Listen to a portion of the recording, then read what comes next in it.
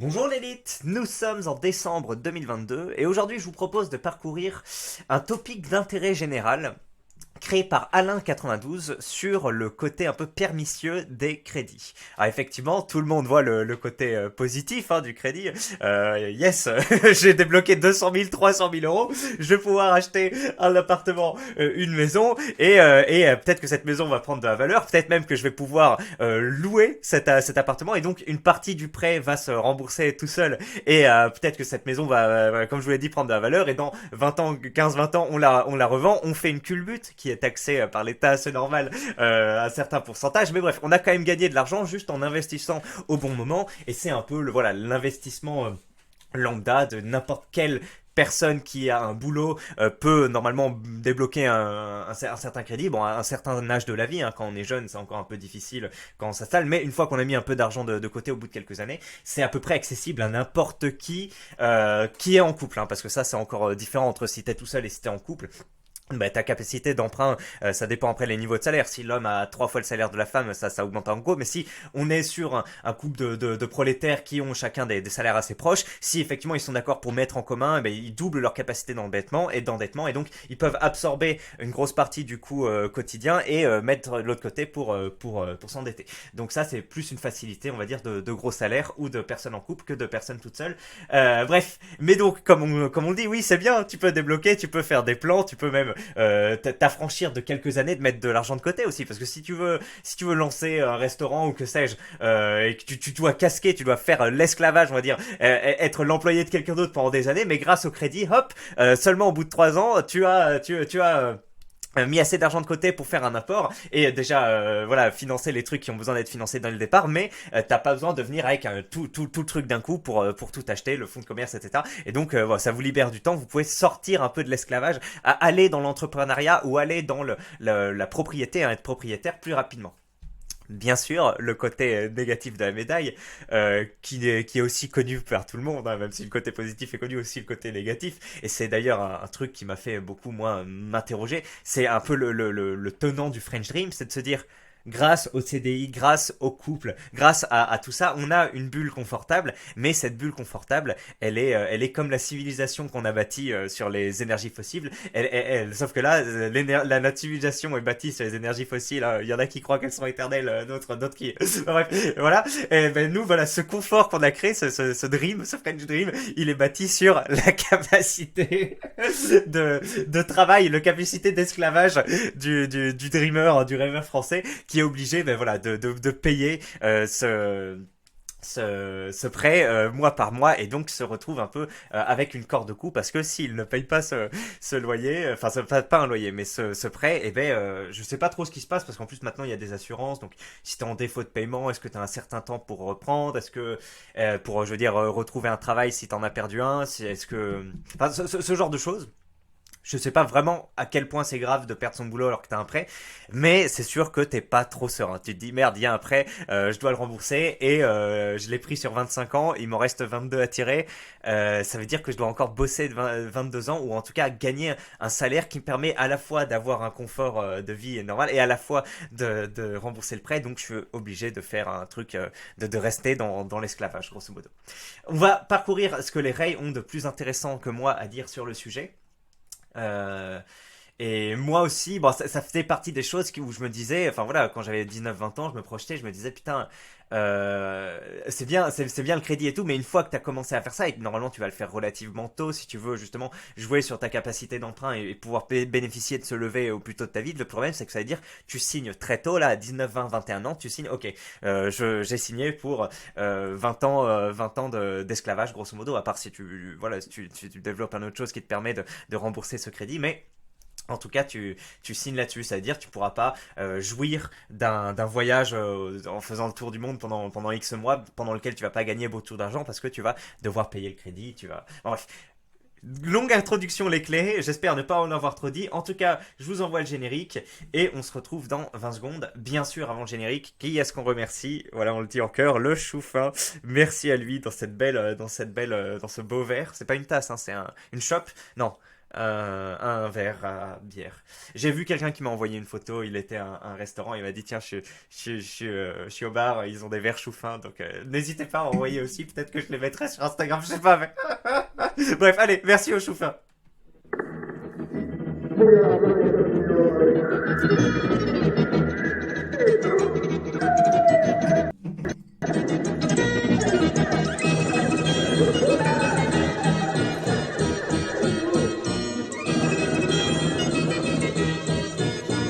forum normaux avec des gens normaux.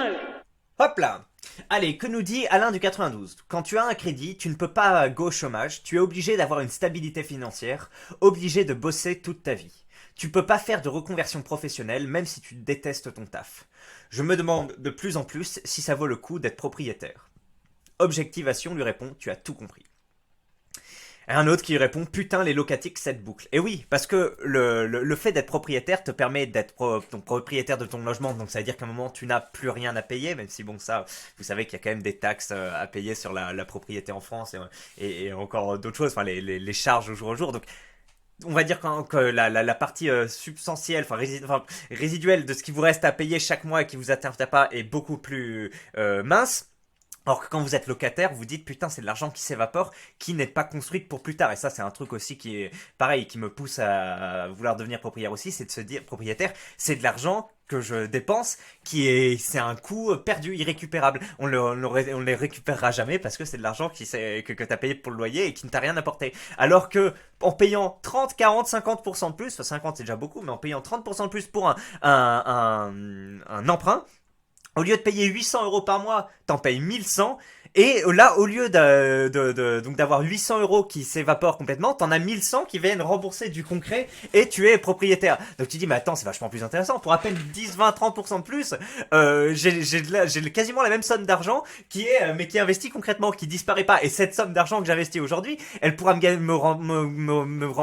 permettre de gagner plus d'argent plus tard via la location ou via la culbute qu'on va faire. Donc c'est pour ça que le mec dit, les locataires, cette boucle, putain. Et qu'il y a beaucoup de gens qui veulent essayer de sortir du truc. Donc d'un côté, tu te dis, effectivement, tu es pieds et poings liés, mais de l'autre, tu dis, être locataire, c'est pas non plus l'institut de bienfaisance. Enfin, à part si t'as des gens pour t'héberger, mais sinon, t'es quand même obligé de tirer un truc, de payer quelque chose. Donc, à part si tu veux vivre en faisant, voilà, l'itinérance, un peu un voyage autour du monde.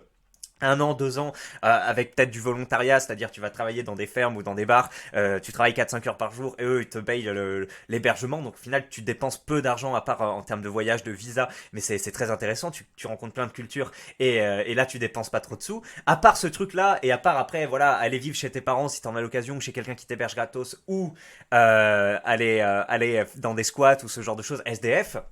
Si t'as pas mis beaucoup d'argent de côté, tu vas être obligé normalement d'aller payer un loyer, donc on sait pas trop à quel avenir tu aspires. Mais le problème c'est que tu dis, comme tu dois payer le loyer chaque mois, tu peux pas prendre de la liberté et te prendre 6 mois pour souffler ou pour comment ça s'appelle faire tenter une reconversion professionnelle, donc être dans des processus d'études pendant quelques années et donc ne pas gagner de l'argent. Ce à quoi je réponds, ça dépend. Parce que, grosso modo, on a une loi en France qui oblige les personnes qui prennent des crédits à ne pas dépasser leur capacité d'emprunt, qui est, grosso modo, avant c'était 33%, maintenant c'est 35% apparemment. Et voilà, donc tu peux pas dépasser. Moi j'ai acheté des trucs au Cambodge, là ils s'en battent les couilles, en fait t'as pas de capacité d'emprunt. S'ils te disent 2000 $, tu vas payer 2000 $ par mois. Et par contre, c'est écrit noir sur blanc sur le contrat, et le contrat il est petit, hein, il fait 2 pages, mais ils te disent si tu n'arrives pas à payer un mois et que un mois plus tard t'as toujours pas payé, tu perds la totalité de ce que tu as investi depuis le début. Et le bien va être vendu quelque part d'autre. C'est écrit, ils ont les copies de page écran. Attends, je vous remets un peu de noir. Donc là, tu ne dois pas trop jouer au con. Mais en France, c'est un peu différent. En France, tu as 35% de tes revenus, grosso modo, qui doivent partir. Donc mettons que vous êtes un peu plus cosmique, vous gagnez 1500 net. Je crois que c'est sur le revenu net, hein. Je me rappelle, j'étais allé faire un peu les démarches à la banque en France pour voir un peu ma capacité d'emprunt, parce que moi je suis encore en train de rembourser mon prêt étudiant, donc je voulais voir comment ça jouait. Et donc voilà, il te demande la capacité nette de mémoire. Et donc mettons que vous êtes un peu au-dessus du SMIC, voilà, que vous avez quelques extras, vous faites des cours après le travail ou autre. Enfin, non, quoique non, pour les emprunts, ils s'en battent les couilles si vous faites que vous allez donner des cours particuliers. Enfin, ça dépend si vous le déclarez, je pense. Mais en tout cas, ils aiment bien regarder le salaire, enfin le contrat, parce que c'est pour ça que les gens se plaignaient à l'époque des débats entre Macron et Le Pen, c'est qu'ils disaient arrêtez avec vos putains de primes, elles sont pas prises en compte pour faire des comment ça s'appelle des emprunts tout simplement. Donc les primes c'est pas le top. Par contre le salaire de base. Donc mettons qu'on est sur un salaire de base à 1 500 euros. Donc par an ça fait 12 ans, donc ça fait 18 000 euros net par an. Mettons que ça vous payez un prêt sur 20 ans, hop, ça fait 360 000 euros. Vous dites chouette, ça se fait pas mal, mais sauf que vous devez multiplier tout ça par la capacité d'emprunt, et la capacité d'emprunt c'est 35% de ce que vous gagnez. Et donc on passe voilà, on multiplie tout ça par 35 et ça fait de 0,35 et on passe de 360 000 je crois à 126 000 euros. Donc pour quelqu'un qui est tout seul, qui veut emprunter sur 20 ans, sa capacité d'emprunt maximum est de 126 000 euros. Et alors là, je sais pas si on compte encore les frais de notaire, comment ça s'appelle, les frais d'agence, etc.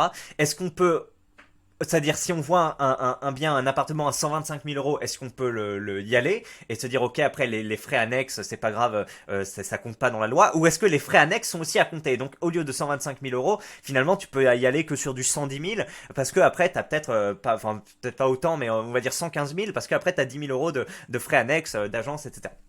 Ou est-ce que les frais d'agence sont déjà comptés? Mais bref, vous voyez un peu le délire. Donc vous disiez, merde, tout seul, je peux payer qu'un truc à 125 000 boules, en gagnant un peu plus que le SMIC. C'est ma capacité d'emprunt maximum. Alors après, on peut tabler sur 25 ans, hein.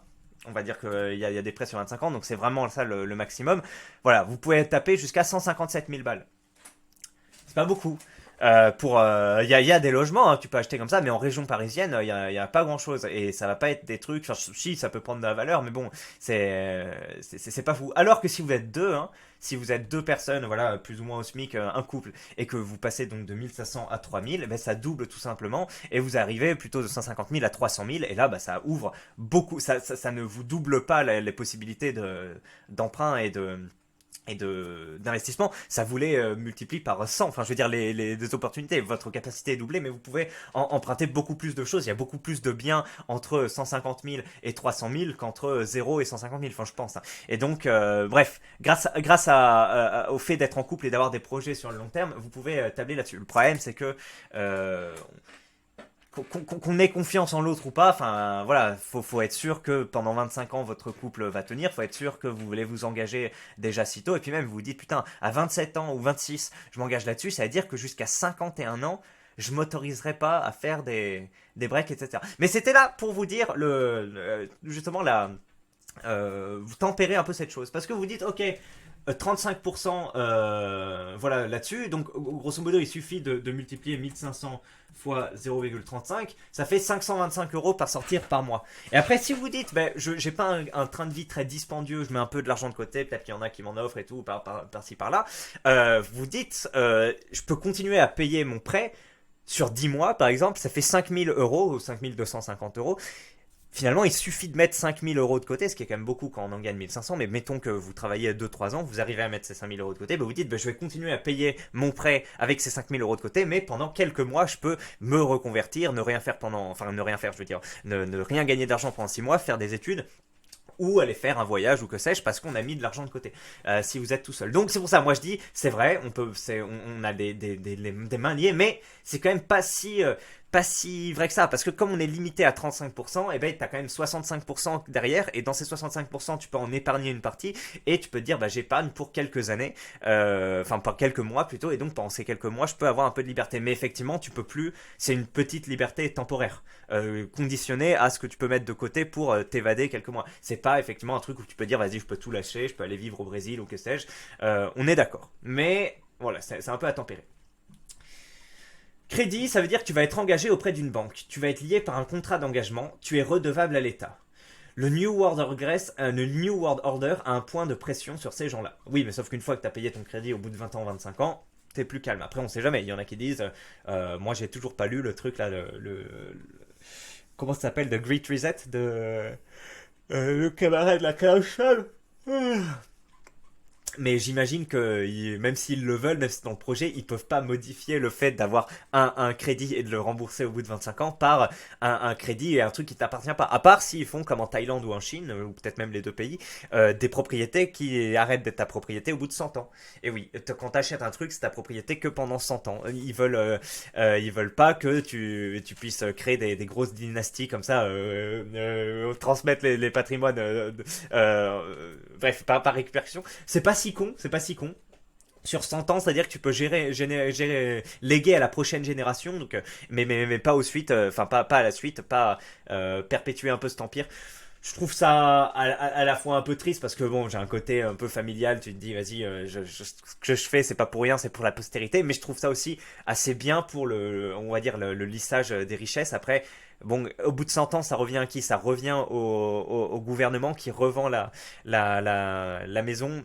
Ouais, vous savez, hein, je suis plutôt pour un état fort, je suis plutôt pour un truc comme ça, donc ça me dérange pas trop. Après, le truc, c'est que je me dis, comme d'habitude, tu vas instaurer ces lois, ça va baiser tous les jackies, tous les mecs, voilà, qui ont leur maison et qui leur vendent, et enfin, le prolétaire ou le mec de la classe moyenne qui a mis de côté et qui a investi, et voilà, lui, il va se faire baiser, il va pas pouvoir transmettre son patrimoine. Par contre, crois-moi que toutes les multinationales, tous les multimillionnaires, etc., eux, ils auront des astuces, je sais pas à quel niveau, pour pas être baisés par ces trucs-là, et au final, ça va encore taper sur la classe moyenne. Donc avec des mecs comme Macron ou New World Order qui sont aux manettes, Klaus Schwab, ça n'a aucun sens de vouloir aller vers un crédit comme ça. Non, non, laissez-nous la propriété, faites pas vos trucs de coup. Par contre, avec des vrais mecs qui vont taxer les boîtes internationales, enfin voilà, les multinationales, les grandes richesses, et vraiment, ils vont travailler sur les leviers d'optimisation fiscale des grosses richesses. Ben, là, je me dis, ok, il y a déjà plus de redistribution, et c'est tout le monde qui est impacté, et pas comme d'hab, juste la classe moyenne. Et ça fait pas longtemps que j'y pense, mais quand je vois mon avenir et mon rapport au travail, je me dis qu'avoir un crédit, ça me gâcherait très certainement la vie. Et oui, c'est un peu comme moi, bon, ça, je sais pas, ça me gâche la vie, mais je suis un peu épris de liberté comme tout le monde. Après, voilà, comme il y a une meuf, elle s'appelle Sabine, là, elle a fait que 3 vidéos sur YouTube, mais ces vidéos, elles sont bien, elles sont travaillées, elles font beaucoup de vues. Elle a fait une vidéo qui s'appelle Attends, c'est quoi? Le rejet du travail ou un truc du genre, attends, on va voir. Le rejet du travail ne nous sauvera pas ou un truc comme ça. Je vais mettre Sabine travail. Tac tac tac, Sabine, voilà, c'est elle. La culture anti-travail ne nous sauvera pas, et c'est pas mal, c'est en 17 minutes, bah finalement, qu'est-ce que c'est que de pas vouloir travailler, que de pas vouloir être dans l'esclavage, etc. Bon, c'est des trucs qu'on a tous un peu eu, mais là, au moins, elle l'a un peu plus posé, et avec plus d'exemples, et sur 15 minutes, où elle dit, bah effectivement, une fois que t'en sors, que tu te dis, vas-y, je vais développer, je vais être un peu influenceur, ou que sais-je, tu vois, un peu comme ce que je voudrais être, tu deviens l'esclave de tes statistiques, et c'est vrai que... moi, je te dis, j'aimerais bien m'affranchir un peu de mon travail. J'ai l'impression de perdre mon temps parfois, et voilà, j'en souffre un peu. Mais pareil, devenir l'esclave de YouTube, l'esclave des réseaux sociaux, c'est peut-être même pire. T'as encore moins de frontières entre. Là, quand j'ai fermé mon ordi le vendredi après-midi, c'est royal. Je veux dire, hop, je le pose et c'est bon. Et après, j'ai 2 jours où je m'en bats les couilles du taf, et c'est chouette. Et enfin bref, l'esclavage a ses limites. Une fois que t'es l'esclave de tes revenus sur YouTube, déjà ça peut sauter n'importe comment si tu te prends des strikes, etc. Enfin, c'est vraiment pas du tout enviable, à part si tu gagnes beaucoup plus. Mais moi qui gagne moins avec YouTube qu'avec mon travail, ça n'aurait aucun sens que je quitte. Après, j'aimerais bien, pour un peu apprécier ma liberté et voir un peu mon potentiel en termes de création, ce que je pourrais faire si j'avais plus de temps pour travailler sur différents formats, etc. C'est plus pour ça, on va dire, pour ménager du temps libre et profiter un peu de ma jeunesse, profiter voilà, d'aller faire des expériences, rencontrer des gens, faire peut-être un peu plus de sport. C'est plutôt pour ça, je me dis, profiter de ma jeunesse plutôt que quand je serai plus âgé, avec des enfants dont je devrais m'occuper. J'aurai beaucoup moins de temps libre, et j'aurai moins l'occasion de vouloir d'essayer des choses grosso modo que ce que je peux faire maintenant. Vous savez, même bref, plein de choses. Donc il y a ce truc-là où effectivement remplacer du travail salarié, de l'esclavage par de l'esclavage à YouTube, c'est de la merde. Et puis après, pareil, enfin je sais plus si elle le dit, mais oui, il y a que les mecs finalement qui vont être rentiers par soit parce qu'ils ont eu des investissements très très hasardeux, très heureux et hasardeux, soit parce qu'ils ont hérité, qu'ils peuvent finalement se prévaloir de sortir de l'esclavage à moindre coût. Enfin bref, et il y a ce truc-là. Donc oui, quand je vois mon avenir et mon rapport au travail, je me dis qu'avoir un crédit, ça me gâcherait très certainement la vie. Oui, mais du coup, c'est quoi la solution? T'as pas de crédit, tu vas devoir louer ton appart ou autre. Enfin, qu'est-ce que tu vas faire? Après, il y a des gens qui peuvent se désengager. C'était mon projet quand j'avais 20 ans. C'était quand je suis allé au Cambodge, c'est me désengager de la société un peu de consommation, de la course à l'esclavage, etc. Et de me dire, bah, comme ça, t'es pas enchaîné par ton crédit. Tu peux un peu vivre ta vie et voir, enfin voilà, travailler dans des fermes ou que sais-je, un peu aller dans chaque pays, etc. Bon, finalement, j'ai rencontré ma femme, qui elle est plus dans une vision, je sais pas, orthodoxe, c'est le terme, mais classique quoi, de la vie de l'esclavage, etc.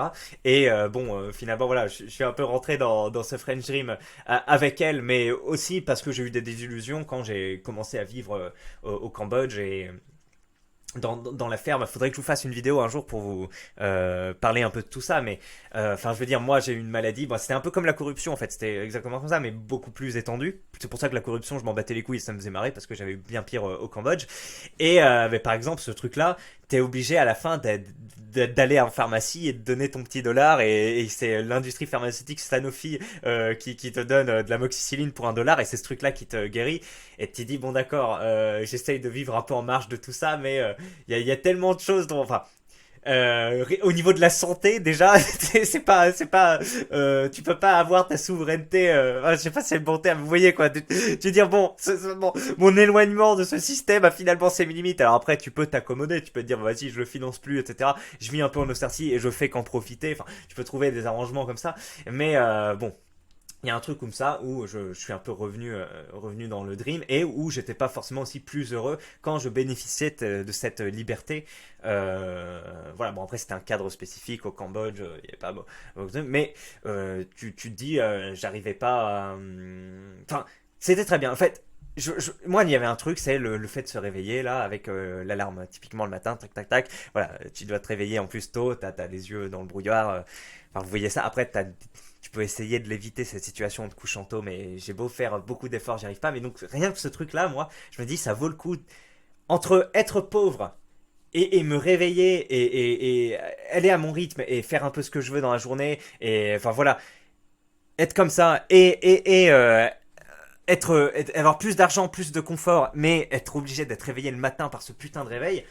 Quand j'étais jeune, je me disais, je fais le choix direct. Et c'est ce que j'ai fait. Et au Cambodge, vu qu'il n'y avait pas trop de divertissement le soir, etc., que dans la ferme, je me couchais à 21 h, je pense, et je me réveillais le lendemain à 6 h. J'avais dormi, je sais pas, 8 9 heures, et je me réveillais en fait par le soleil naturel. Donc j'avais une alarme, mais souvent je me réveillais avant l'alarme, et j'allais faire mes trucs, préparer en bas, et donc on travaillait après le matin, de 7 h du matin à 11 h. Et bah, c'était très bien, je vivais sans le réveil, mais c'est vrai que c'est très compliqué. Là, je suis revenu avec une vie avec le réveil, et quelle horreur. Enfin, t'es soumis dès le départ, t'as l'impression qu'on t'arrache comme ça. Et j'ai vécu plusieurs mois sans réveil. C'était très bien, mais au final, je me suis dit, oh, c'est pas non plus un truc où, enfin, il y a un juste milieu entre les deux, et c'est pas non plus quelque chose qui te change totalement par rapport à ce que je ressentais. Je veux dire, moi je ressentais à 20 ans la pression du réveil. Je me disais putain, ça va être ça toute ma vie, tu vas être une pute qui va te réveiller avec un putain de réveil. Mais là je vous en parle, j'ai pas les larmes aux yeux, mais je me dis mais quel enfer, quel enfer. Ben oui, ben au final, quand t'as essayé la vie sans, c'était bien aussi, mais c'était un peu mieux sur certains aspects, un peu moins bien sur certains aspects, donc voilà, tu reviens au truc. Et vous voyez bien que je suis pas un mec particulièrement douillet ou autre, donc ce mode de vie très sommaire au Cambodge me plaisait, mais sur le long terme, finalement, avec la civilisation, la société de consommation te laisse finalement plus d'opportunités, plus de choses, donc Certains font l'arbitrage, hein, certains sont finalement encore plus mordus que moi à l'époque et basculent vers plus d'autonomie et plus de retrait. D'autres, comme moi, ils tergiversent un peu. Après, j'avais pas forcément pris ma décision, hein, mais voilà, le fait de rencontrer ma femme et de développer avec elle. Après, une fois que moi je m'étais lancé dans mon couple avec elle, en fait, c'était, comment dire, j'ai un esprit qui est là en mode, bon, vas-y, tu t'es engagé à deux, même si t'as pas forcément pesé tous les pour et les contre avant. Euh, ce qui était, enfin si quand même, voilà. Mais bref, une fois que tu t'es engagé à deux, c'est cette unité qui prime, c'est ce truc qui est plus gros que toi qui évolue et c'est voilà bon, c'est l'éternel truc que je vous dis entre les boomers individualistes et nouvelle cité génération et ce que j'appelle en fait, il y a voilà l'amour à l'occidental où tu te dis vas-y, peux former un couple quelques mois, etc. Mais c'est mon individualité qui prime. Voilà. Ah bon, après, bien sûr, si la personne se fait taper ou autre, c'est encore un autre sujet. Mais on va dire que quand c'est que juste abandonner, concéder une certaine part de liberté vis-à-vis de l'autre. Moi, je suis plus dans un truc en mode, vas-y, bref, on vise plutôt le socle commun. Bon, après, ça permet aussi d'avoir une capacité d'endettement bon, qu'on n'exploite pas encore à deux, mais plus grande, et ça permet d'autres choses aussi. Par exemple, elle peut se lancer en auto-entrepreneur, elle peut lancer son resto pendant que moi je travaille à côté. Tiens, c'est moi qui me fais baiser dans cette affaire. On peut faire ce genre de choses. Donc, effectivement, à deux, tu concèdes une part de liberté, mais tu gagnes aussi finalement une liberté d'emprunt et d'autres choses en te mettant de... Donc voilà, moi c'est plutôt ce que je favorise et c'est pour ça que je suis allé dans ce train de vie plutôt que effectivement de me dire tiens je vais bénéficier de ma liberté, je vais pas emprunter, je vais vivre une autre vie.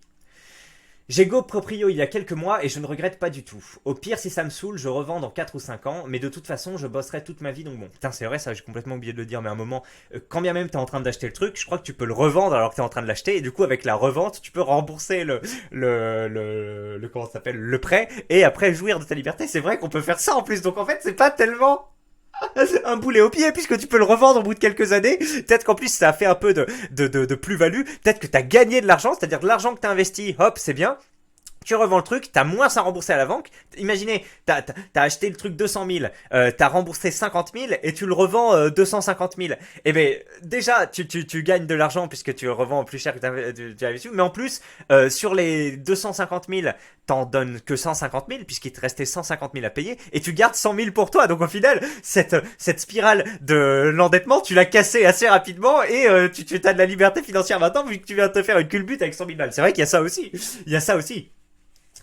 Ça fait des décennies que je répète. Crédit, ça veut dire que tu es débiteur et donc que ça ne t'appartient pas. Et ça t'appartient une fois que tu as remboursé le crédit. Mais par exemple, tu fais un crédit sur 300 000 boules, tu possèdes pas les 300 000.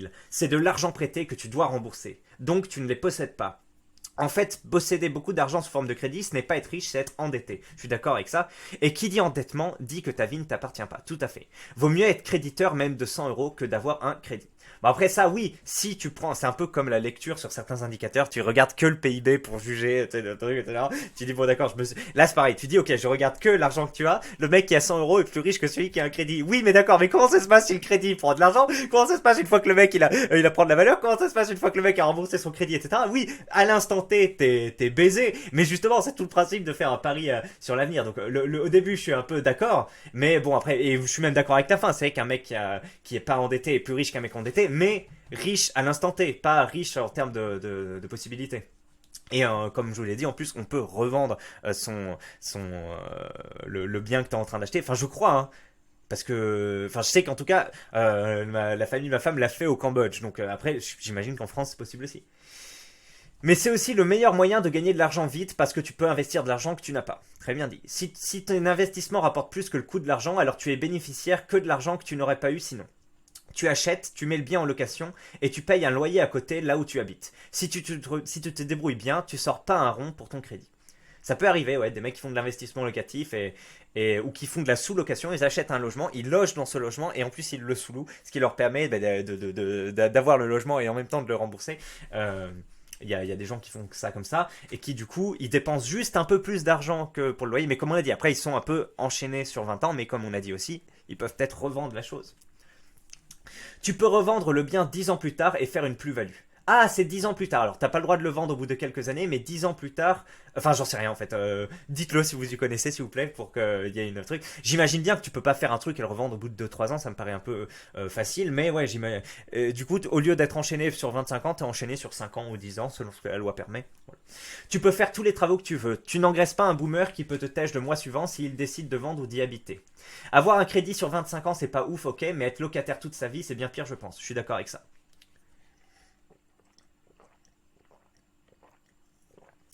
Mais il y a des intérêts dessus. Alors tu peux investir de l'argent que tu n'as pas, mais la question est toujours la même. Au final, que tu aies cet argent 20 ans maintenant ou dans 25 ans, il est plus sage d'attendre 25 ans que de vouloir tout de suite. Bah ça dépend, non?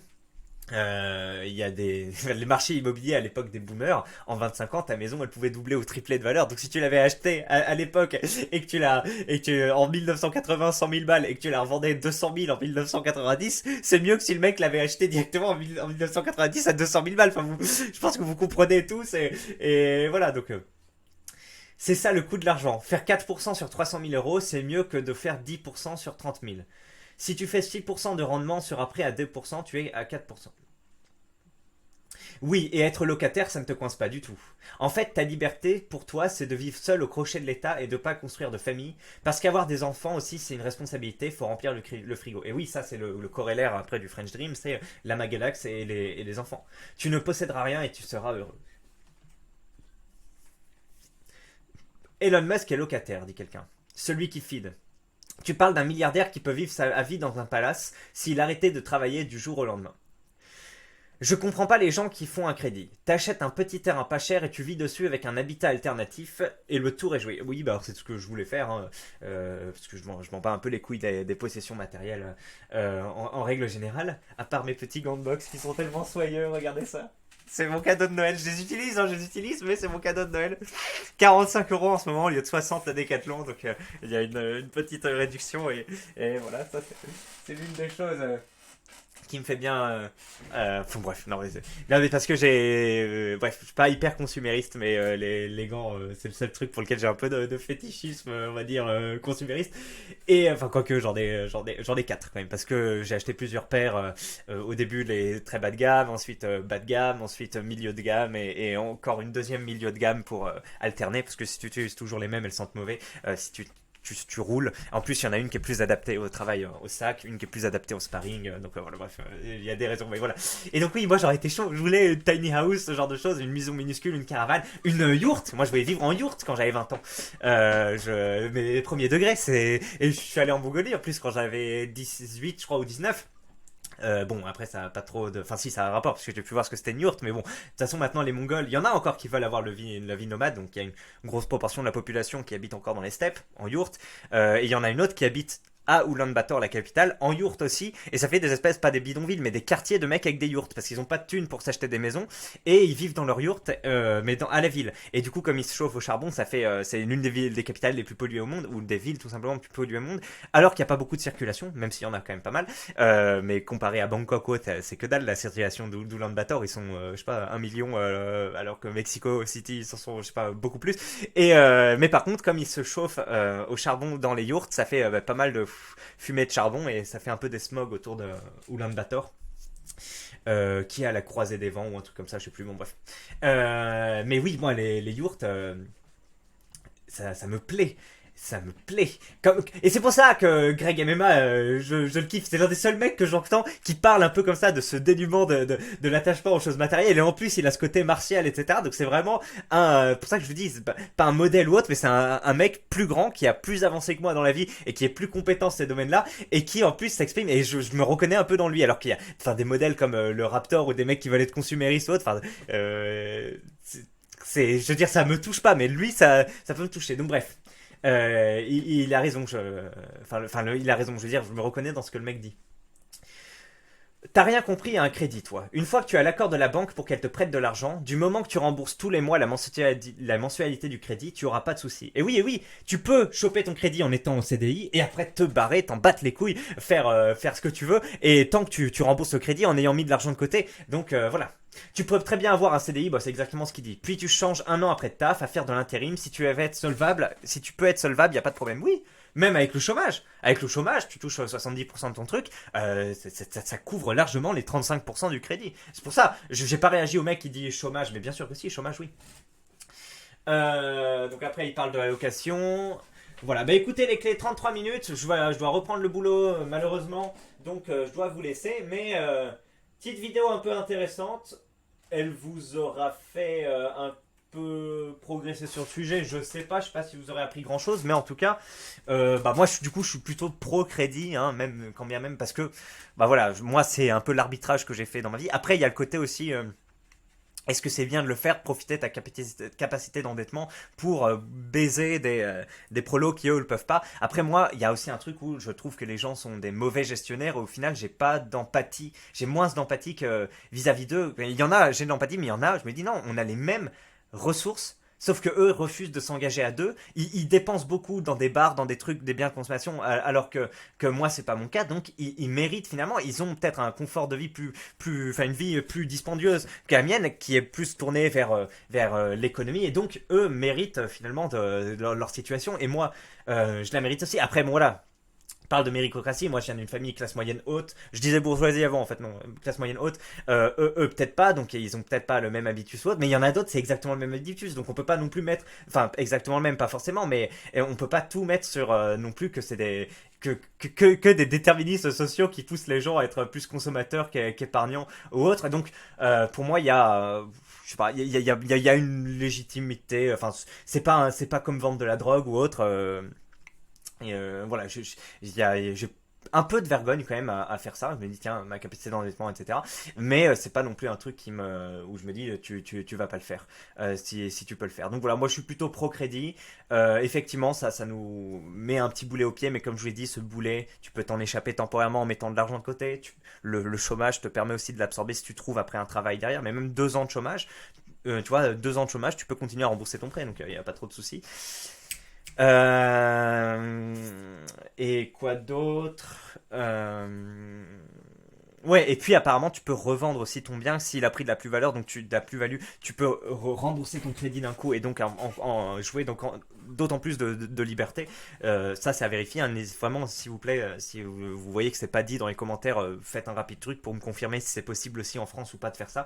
Mais si c'est possible, bah, ça veut dire ok, c'est une situation temporaire. Après tu peux être baisé, ne pas pouvoir rembourser, trouver de personnes qui l'achètent ou autre, ça c'est un peu le va-et-vient, ou même rembourser et ton bien a perdu de la valeur au lieu de 200 000, 150 000. Bon, du coup, tu dois quand même payer encore peut-être un peu de crédit ou autre, mais en tout cas, tu peux te débarrasser du boulet de manière assez concrète.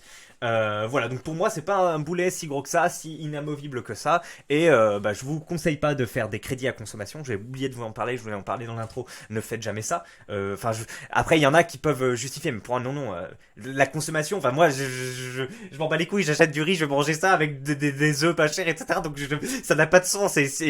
Tant pis de pas avoir de voiture, je vais marcher ou je vais faire la trottinette électrique ou du vélo. Enfin, je m'en bats les couilles. Donc, je vois pas l'intérêt de faire le crédit à consommation. Après, il y a certaines personnes, oui, pour, par exemple, ben non, c'est un crédit professionnel du coup. Si tu t'endettes pour acheter une voiture et que cette voiture tu l'utilises pour le boulot, là c'est pas un crédit à consommation. Mais on va dire crédit à consommation, c'est quand tu t'endettes pour avoir des belles tables ou j'ai vu un reportage où vraiment les mecs ils achetaient des meubles avec des crédits à consommation et donc ils payaient des putains d'intérêts pour acheter leurs meubles et ça et alors il y en a qui vont parler d'éducation financière ou autre.